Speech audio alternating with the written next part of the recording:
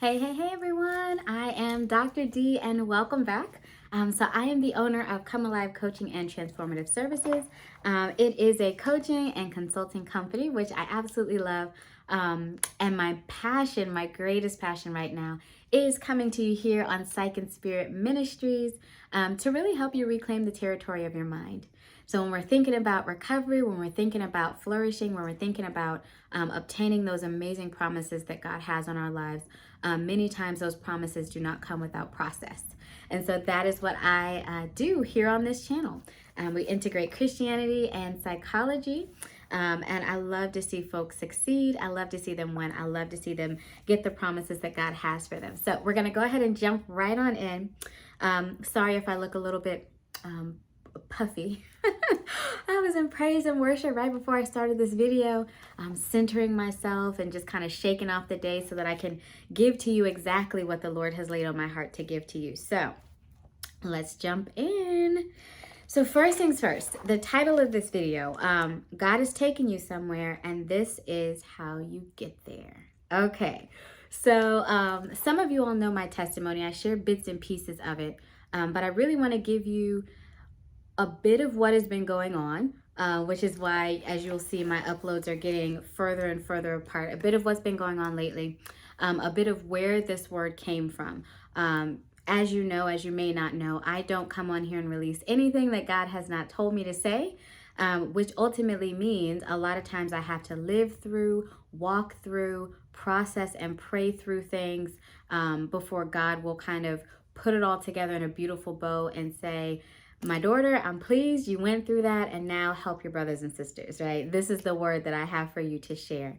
So that's what's been going on. So here recently, y'all, life has been an interesting adventure.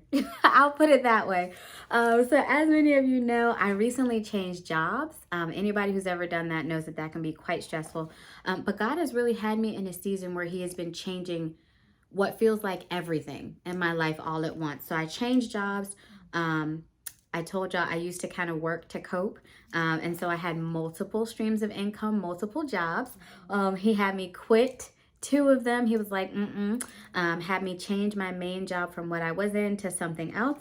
A lot of friends he separated me from. Some he never intended to be in my life, and some are great folks who I'm sure he's going to reconnect me with. But for this season, he's like, daughter, I need you off. I need you quiet. I don't need you picking up the phone, calling your girlfriend, asking her what she thinks about that, what she thinks about this. I need you to put that phone down and talk to me, right? I need to develop you in some way. So some friends he's had me, come away from. He pulled me and separated me from my church for a while as well. Again, not because there's anything wrong with that church, just because the gifting that he has in me, he kind of revealed to me he needed to talk to me about some things. He needed to process some things in me. So he kind of separated me from my church. And then the sorority that I used to be affiliated with. So I was in that sorority for nearly 20 years. And he was like, absolutely not. And there's a few reasons for that. If he leads, I perhaps will do a video on that.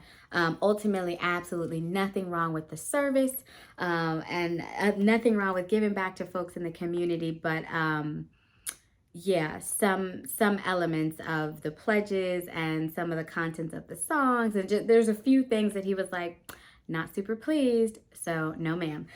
So anyway, as you can see, a complete overhaul on my life in a matter of weeks and months, which was very, very stressful. And so I think what sometimes we forget is when God is taking us somewhere, what that ultimately means is that he needs to remove us from where we currently are, uproot us, and transplant us to where he wants us to be. So when we hear, well, God's taking you somewhere, God's taking you somewhere, this is a prophetic word that I have for you, folks get really excited. They get really energized, really passionate, like, yes, God's taking me somewhere. And ultimately, yes, God is taking you somewhere. But a big part of what that means is that he needs to remove you from somewhere, uproot you, which can feel a bit like you're dangling, to get you where he wants you to be. So I'll give it to you like this. So I am an animal lover. I love the animals, y'all. And right now I have 2 beta, that looks like 4. two. I have two beta fish, among other things. So my dog is down here. He's sleeping. He's a geriatric pup. So he's 14. So if you hear snuffling, it's him. But anyway, so two fish. So Yada and Jubilee.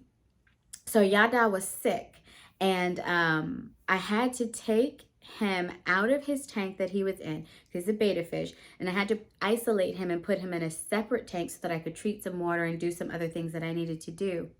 And so because the bowl I had wasn't big enough, I couldn't just stick it in there and scoop him out and like set him to the side, which would have been my ideal, but I didn't have a small enough bowl. I actually had to get my little net thing. So I had to go in the tank and scoop Yada up and take him over to the bowl. It was, maybe this far apart, but I just had to take him over, put him in that bowl so I could isolate him, treat the water, give him some special fishy drops and some things that he needed to get that taken care of. So what I imagine that felt like for Yada was pretty terrifying, which is why I didn't want to have to do it that way, but I did. In his tank, in his water, he was comfy. He's got a heater. It's warm. He's got his resting leaves where he can just laze about. He's got his food and, his environment he's used to. When I had to lift him out of that and put him in the other bowl, I knew what I was doing. I knew it was not going to be any amount of time at all. I knew that ultimately I needed to separate him over here just for a while so that I could get him back to thriving and flourishing in his environment. But to him, those few seconds that he was out of that water probably felt like he was dangling. He probably felt terrified. He probably felt like he could not breathe. What do I do? What is going on? And then that time that he spent in isolation alone in a smaller cup, while I treated his water for several days and had to give him some fish drops and all that kind of stuff, that probably felt like eternity for him. That probably felt wildly uncomfortable for him. He was probably completely overwhelmed, right? So when we think about God moving us somewhere, that is sometimes what it can feel like for us as humans, right? God is literally taking us out of a place where we feel comfortable, out of a place where we know how to survive, out of a place where he can see that we're sick, and he can see that we're not doing well, we're not thriving like we could. He can see that that is not where we need to be in this moment in time. But we feel like it's kind of okay, right?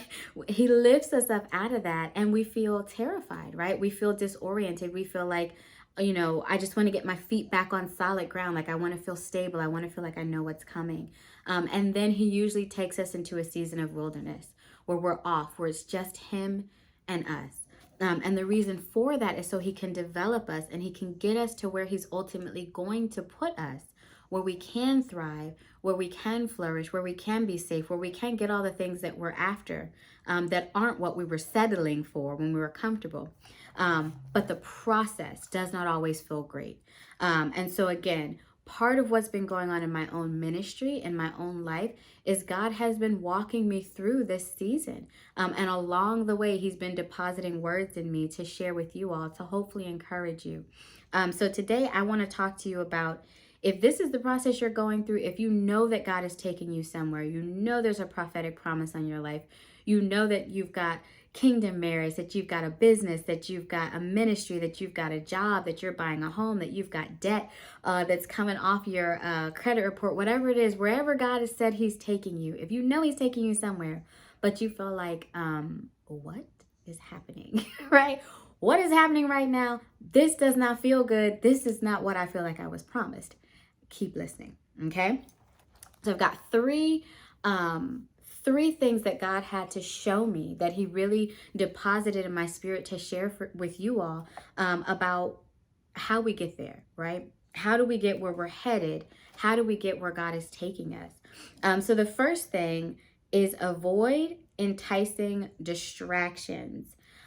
So this is a fun one, except not at all. What I mean by this is when we are in that season, that wilderness place, when we're kind of alone in that cup, right? Like Yada was, when we're kind of alone and off by ourselves, we can be very tempted to turn back and to look back at things that were comfortable or things that were safe, or even our own contingency plans, right? Like, well, I know God told me to quit these two jobs, for various reasons, right? He wants to teach me to rely on him and not my own financial resources. He wants to give me peace and wants to give me rest, like the scriptures say.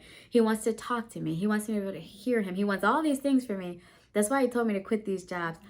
But maybe I'll just get on like LinkedIn and just see what's available. Maybe I'll just keep me a list, right, of jobs. Because I know what God promised, but like if I start to really need some money, then at least I have these opportunities, right?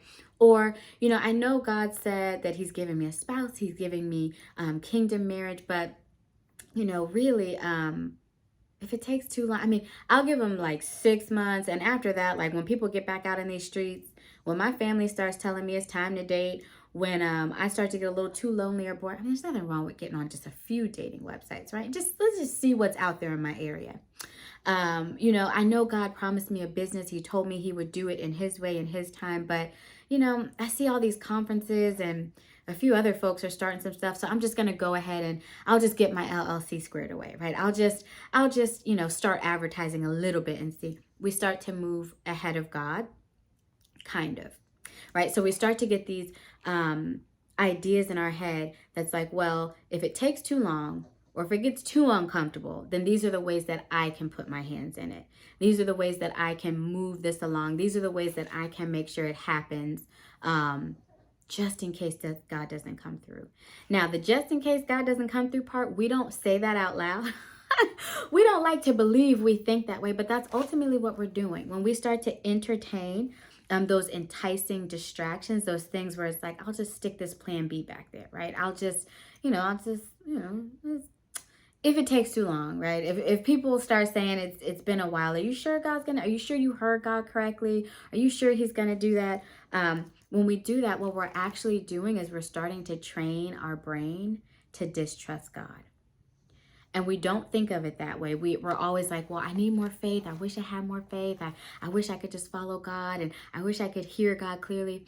But when we do hear God clearly, and it doesn't happen in our own time, and it doesn't happen in our own way, and we start entertaining those distractions, we start entertaining those plan Bs, we start entertaining those alternate routes on the journey, we're teaching ourselves not to trust God.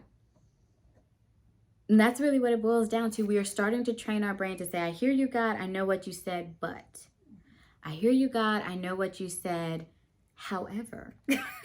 I hear you, God, I know what you said, and I'm going to listen as long as it doesn't take too long. I hear you, I know what you said, I'm going to listen as long as it's not too uncomfortable for me, right?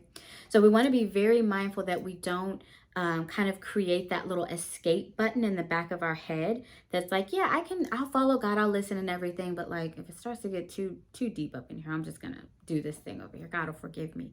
Or God, maybe that's God's will. Maybe he wanted me to take over. Maybe he wanted me to take control of this situation.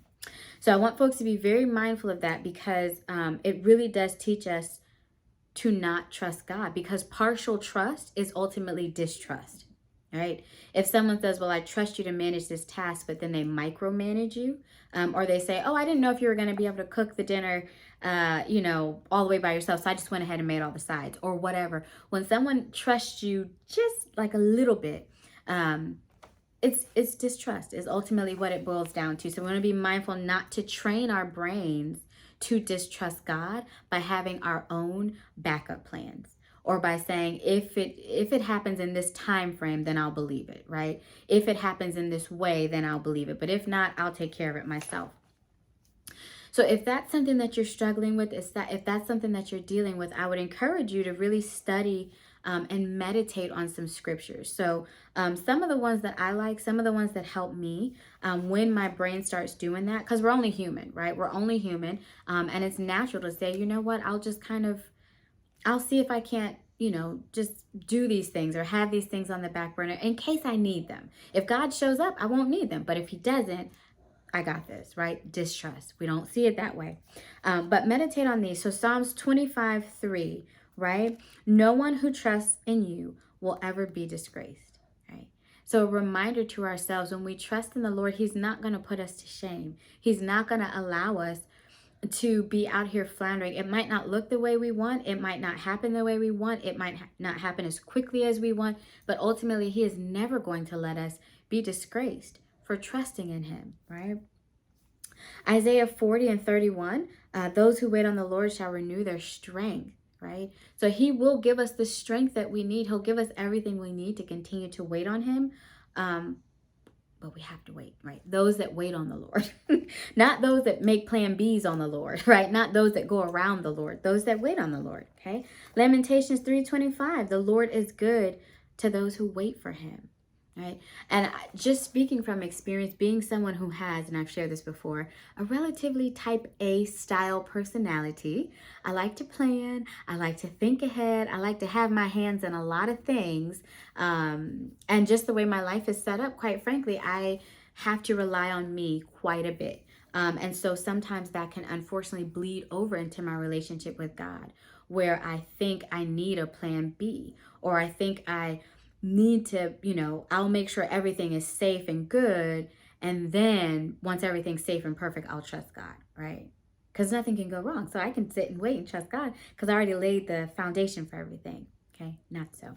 God will make it not so. That's what God did with me, especially with the extra streams of income and things. He's like, no, I've got you. Like, stop running around, overworking. I've got you, okay? And so sometimes he really just needs to show us who he is. And a lot of times when we have those plan Bs in the back of our heads, or we're kind of entertaining those distractions, that grab the extra job, hop on the dating app, get on LinkedIn, go ahead and start the business, but advertise a little bit, but don't take any clients yet. Whatever that stuff is that we're doing, it's a distraction. And it teaches us not to rely fully on God.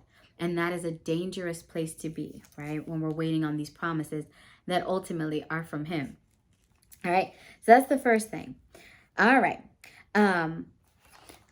Another point I wanted to make here, that I just thought about when I glanced down at this particular note is, for those of you who are like, yeah, I get that, I understand, but like, you have no idea how hard it is. Like, it's been 5 years, it's been 6 years, it's been 7 years, and now I'm tired. I might be able to say that if I was 6 months into the wait, but I'm 9 years into the wait. So for me, like I said, I'm Dr. D. I have a doctorate in psychology, and that took 10 years to get. So it's 4 years in undergrad, 2 years for a master's, 4 years for the doctorate, 10 years of college level education, graduate level work. So if we think about this in the natural, if you have a dream career, for me it was psychology, and you find out, okay, it's going to take you 10 years. It's going to take 10 years for you to get that dream career. You have two options. You can say, scrap it, don't worry about it. I don't really care that much about my dream career. So I'll just pick a job that I can take now, right? And be stuck at that job forever. It's not ultimately what I want, but I can get it now, so I'll take it. Or you say, no, that's what I want. And one day, 10 years is going to come, right? So if you start now, eventually 2031 is going to be here one day, right? When that day comes, do you want to be a doctor? Do you want to be in your dream job? Or do you want to be doing something that you don't like, that you hate, right? So in the natural, we can think, hey, even if it takes an incredible amount of time, I'm willing to wait and I'm willing to work. I'm willing to wait and I'm willing to work to get ultimately the thing that I want, because I know there is what? An appointed time for it. I can't have a doctorate degree in 6 months because that's not the time that it takes to obtain a doctorate degree, right? So I'm going to keep working because I am sure, I am standing assured. They told me 4 years, 2 years, 4 years, and I get this thing. We need to have that same determination when it comes to God. We need to be able to say, you know what? God told me I am guaranteed this promise, whatever it is. And he told me if I wait on him, if I obey him, if I seek him first, right? If I work for the kingdom, whatever it is, he told me if I do these things, there is an appointed time for me to obtain that promise. I don't know when it's going to be, right? We don't always have the luxury of knowing when it's going to be, but we have two options, just like in the natural. We can forfeit the thing that we really love, the thing that we know is going to ultimately fulfill us, the promise that God actually has for us. We can forfeit that and say, well, I know he promised me kingdom marriage, but like there's this guy who likes me now, so I'll just take him. The whole rest of my life, I'll just be with this person. I'll just be with her, right? I'll just take her.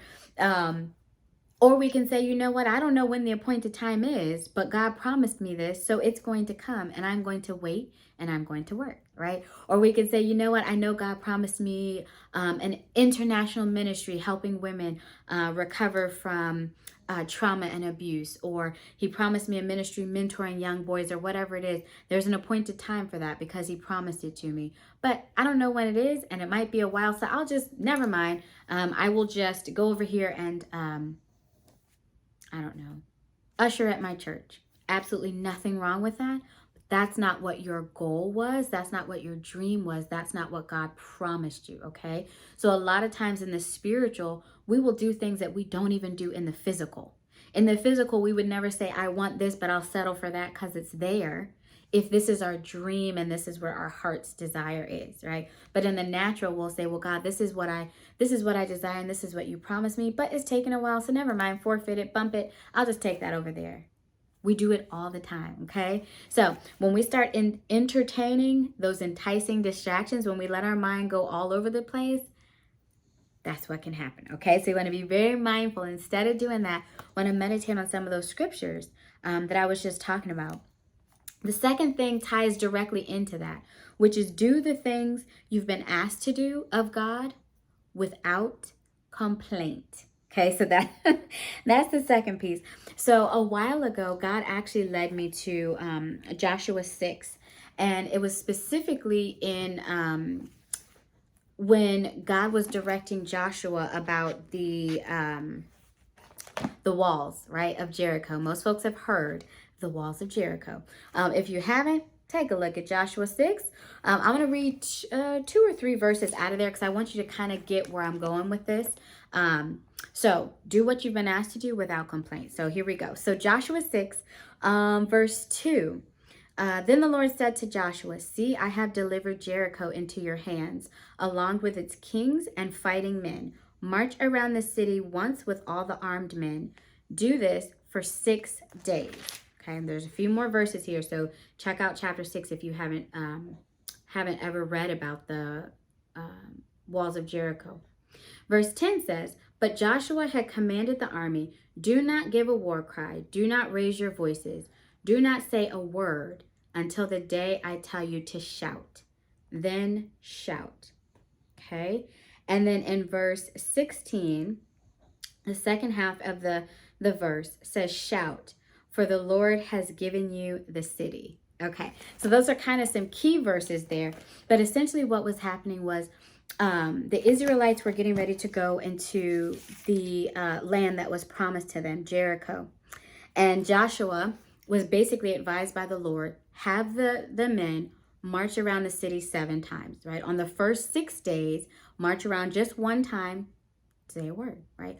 On the 7th day, march around 7 times. And on the 7th time, blow the trumpets and shout, and the walls will come down. Okay? Now, this is a promised land. This is a land that was promised to them, right? That they had been wanting, that was promised to them by God. And God had them do a few things. Shout, walls came down, they inhabited the land. So a few things that I want to point out here is that a lot of times when we're waiting, when we are waiting on God, God asks us to do things that to us might seem silly. They might seem a little bit labor intensive, like it's a whole lot of work, God, are you sure? Can you imagine marching around a whole city? That's a lot of work. And then marching around it 7 times too. He might ask us to do things that feel like they're time consuming, or even things that where it's like, God, I'm doing the stuff you're telling me to do, but it does not look like anything is changing. Like nothing is changing. And so what God is usually doing in a process, and I can't say what he's doing specifically in yours unless we were to talk, and he were to tell me, so that I could help you to come to that with him.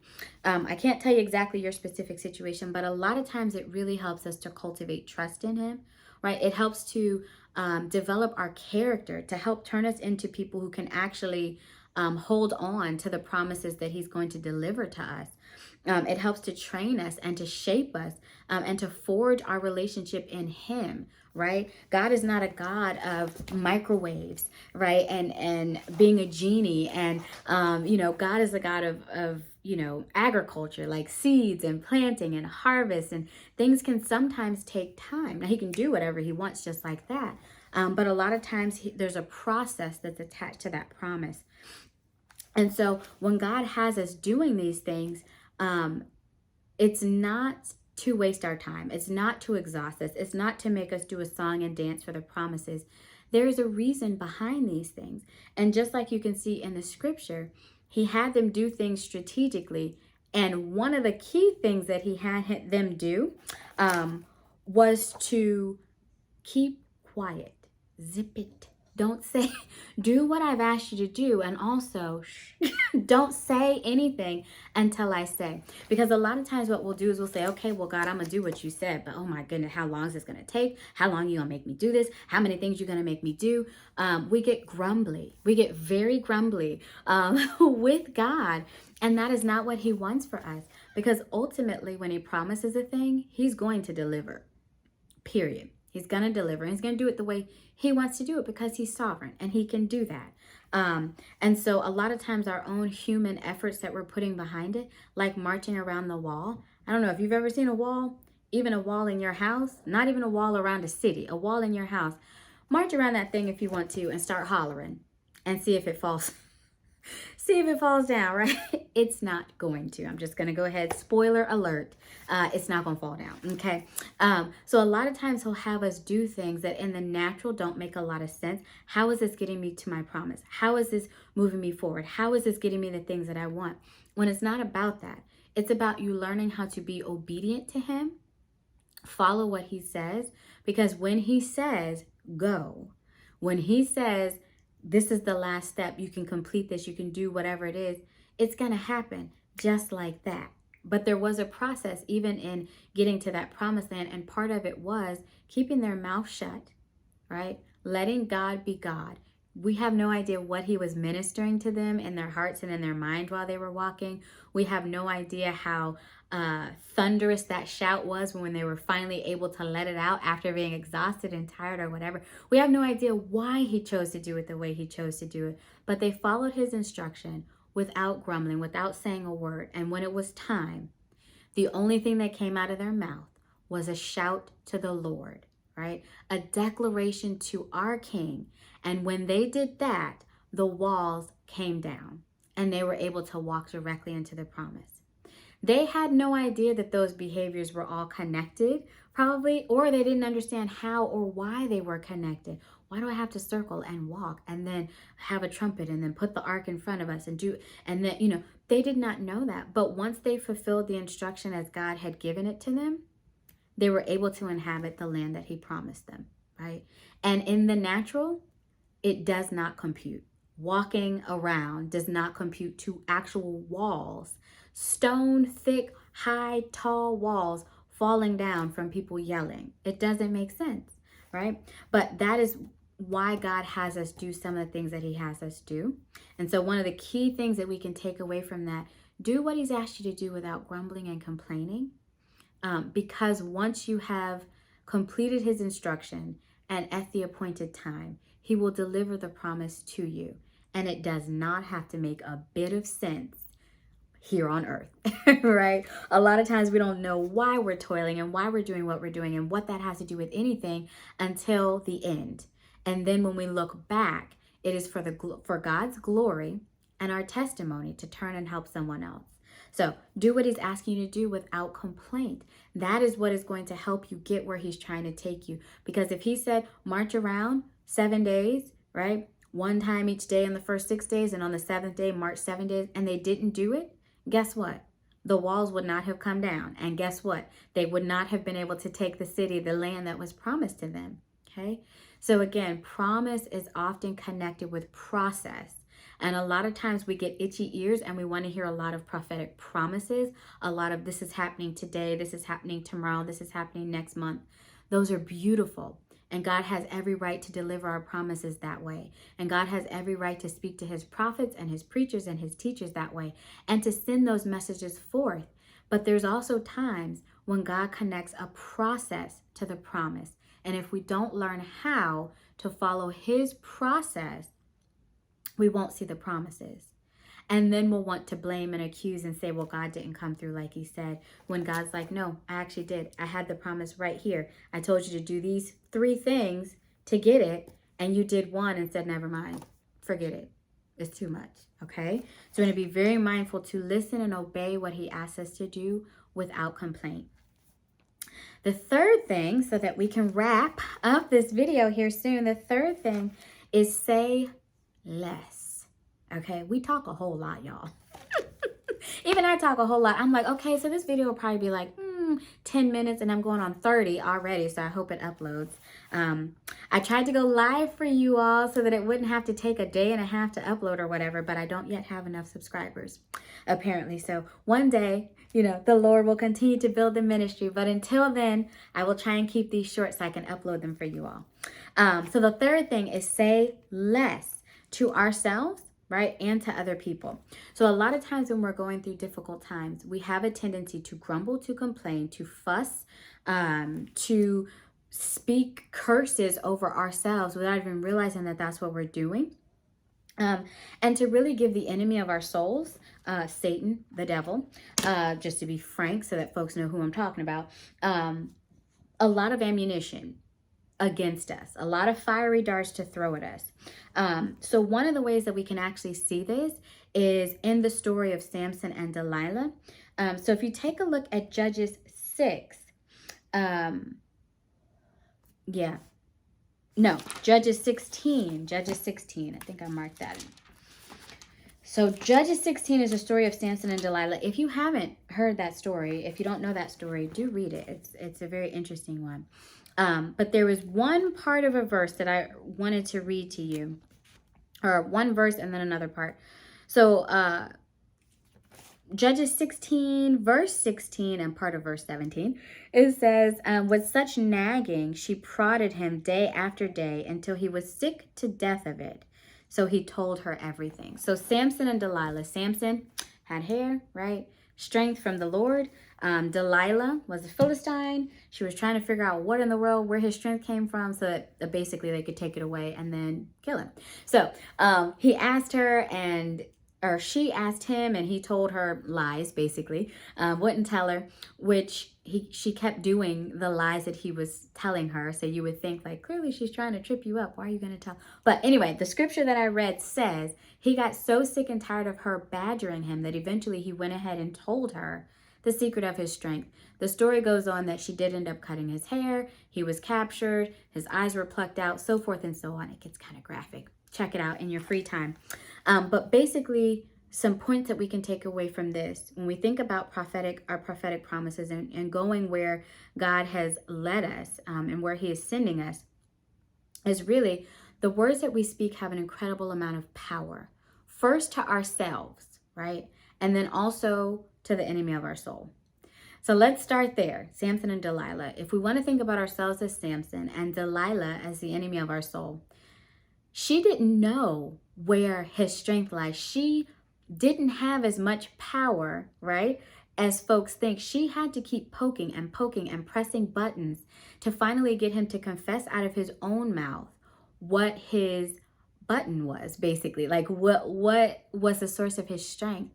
And the enemy, Satan, the devil, does the same thing to us. He will throw darts, he'll throw disturbances, he'll pick, he'll poke, he'll prod, he'll do little things to get us to start to confess out of our own mouths, I can't take this anymore.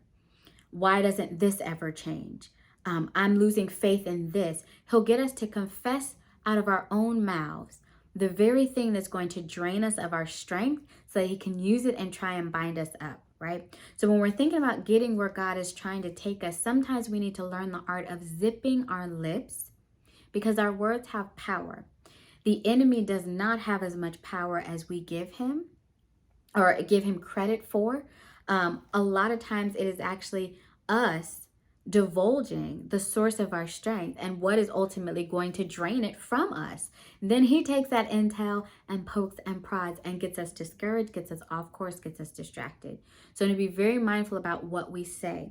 So Proverbs 18:21, life and death, the power of life and death are in the tongue, right? The things that we say. So when we confess those things and we say those things, we give them power and we give the enemy the ability to attack us that much more intently, because he does not want to see us get to our promises, because that's ultimately where we're going to do the best work for Christ.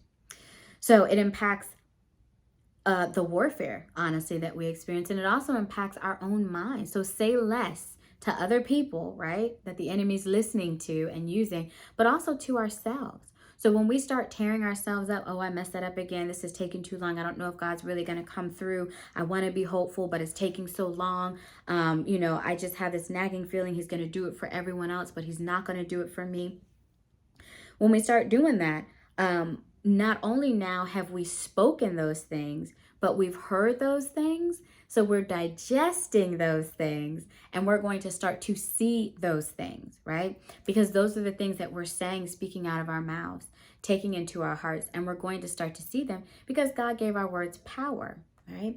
So we're going to be very, very, very mindful of that. And if you're someone who finds yourself constantly doubting God, constantly saying, I don't even know if I want it anymore, right? I don't even know if I want that promise anymore, if I have to go through all this to get it. Or I want it, but I don't know that God even hears me or sees me. Or I want it, but it's happening for everyone else. And I'm not good enough. I'm not strong enough. I'm not talented enough. My ministry is not growing quickly enough. My business isn't booming quickly enough. I'm not, whatever it is. If you're someone who struggles with that, please go to my website. It's going to be linked below. Grab a worksheet, completely free. It's scriptures as affirmations. I talk about this one all the time because it is so powerful. So I use the see it, say it, slay it technique. But basically what we want to do is we want to start speaking life over our situations and our circumstances. And that worksheet's a very quick, straightforward way to help you to really learn how to start to bridle that tongue of yours and speak more life into your situation, so you can ultimately continue to feel empowered and continue to move forward towards the promise that God has for you. So ultimately, the three things that we want to do are avoid distractions, right? This helps us to cultivate our trust. It helps us to lean on God instead of our own plan Bs. We want to do what's asked of us. Do the work that God's given us to do in this season. He's preparing the promise. He's got you in the process. Do what he's telling you to do, because each step's going to lead to the next step that's going to ultimately get you to your promise, even if you don't see how it connects, like walking around some walls to get them to come down, okay? It develops our character. It develops the stuff we need to hang on to the promise once it's delivered. And then the last one is say less, right? So this keeps us from being discouraged and from giving the enemy extra tools to trap us with, to trick us with, and from us hurting ourselves, right, with our own words. So I pray that this was helpful to you. I pray that these tips help you in your journey through the process on your way to your promise. As always, if you need me, I am here, right? Feel free to leave me some comments in the comment section. Let me know if there are things that you're struggling with right now in this season. Because again, one of the places that we really, really want to make sure that we're staying on top of is the mind. We want to make sure that we reclaim the territory that is our mind from the enemy. Because if we let him just dance and play and do whatever he wants in here, it's going to impact our hearts. It's going to impact our spirits. It's going to impact ultimately what God has for us. So, as always, you've got this because God's got you. Stop on my website, grab that free worksheet if you need help. Feel free to leave some comments below. I love seeing your messages. I love connecting with you. If you would like, feel free to like the video, share the video. Feel free to subscribe to the channel. But most importantly, I can't emphasize this enough. Stay the course. If God made you a promise, he's going to see it through to the end. Do not doubt him, even though it gets really, really trying. And if there's anything that you need on your journey, let me know, because I'm here to help and I'm walking it right there with you. So I love you all. I hope that y'all have a great rest of your day, and I will see you next time.